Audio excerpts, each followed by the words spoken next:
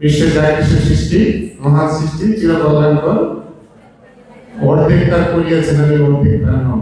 জাতীয় মহিলা সংস্থা প্রশিক্ষণ দেয়। আমরা দেখলাম এখানে e-commerce, beautification, catering, fashion designing, tailoring, বিভিন্ন ক্যাটাগরিতে তারা প্রশিক্ষণ দিচ্ছে।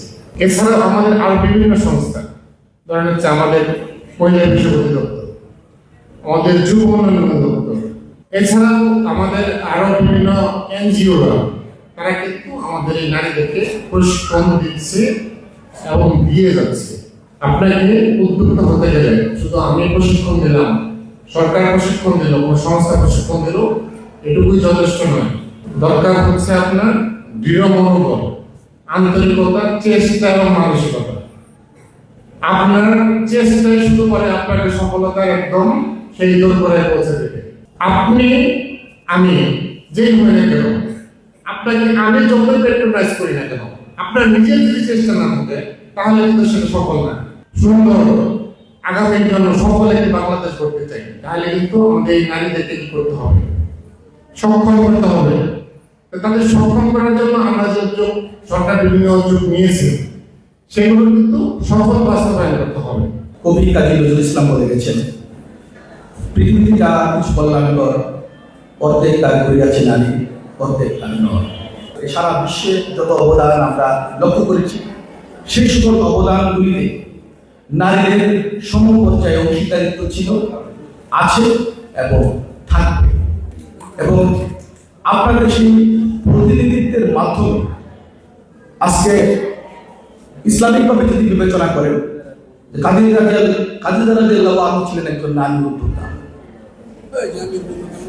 এবং তিনি আমাদের এই সামাজিক জীবন ব্যবস্থায় কিভাবে একজন উদ্যোক্তা হতে হয়, কিভাবে ব্যবসা পরিচালনার মধ্য দিয়ে নিজের জীবন পরিচালনা করতে হয়, কিভাবে নিজের পাশাপাশি দেশ ও জাতির সেবায় নিজেকে আত্মনিয়োগ করে একটি সমৃদ্ধ পৃথিবীতে ভূমিকা রাখা যায়, তার দিক নির্দেশনা তিনি দিয়ে গেছেন। তেমনিভাবে আমাদের সমসাময়িক সময়ে যারা পূর্বসূরি ছিলেন, বেগম রোকেয়া সাখাওয়াত হোসেন, তিনি দেখিয়ে গিয়েছেন নারী জাগরণের বার্তা দিয়ে, কবিতা, কাব্যে এবং নিজের আত্মত্যাগের মধ্য দিয়ে, নিজের জীবন দিয়ে আমাদেরকে দিক নির্দেশনা দিয়ে গেছেন যে কিভাবে নারী জাগরণ করতে হয়।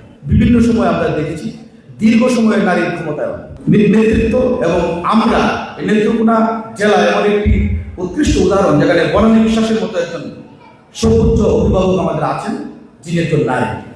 এর চেয়ে বড় বেশি আত্মবিশ্বাস, এর চেয়ে বেশি কনফিডেন্স আপনাদের আর কি হতে পারে?